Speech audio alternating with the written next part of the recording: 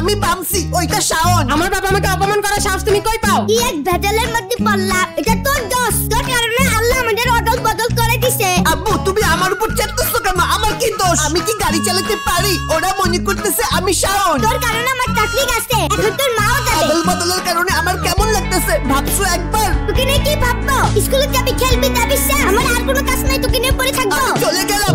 বামসি, ওটা আমার ছেলেটা। কোথায় বড় ব্যথা পাইছে? ইয়া, তোকে হসপিটালে নিতে হবে। আব্বু বামসি, তুই আর তোর মা আমার হাত। আর অল্প একটু বাবা এসে গেছি। ইনশাআল্লাহ আমাদের অদল বদলটা আল্লাহ ঠিক করে দিবে। আব্বু আমরা কবে ঠিক হব? হ্যাঁ, এটা কি হইলো? আব্বু আল্লাহ আমাদেরকে ঠিক করে দিছে। ঠিক হয়ে গেছি, আর কখনো অদল বদল হইতে চাইবো না। আমাদের অনেক কষ্ট হইছে।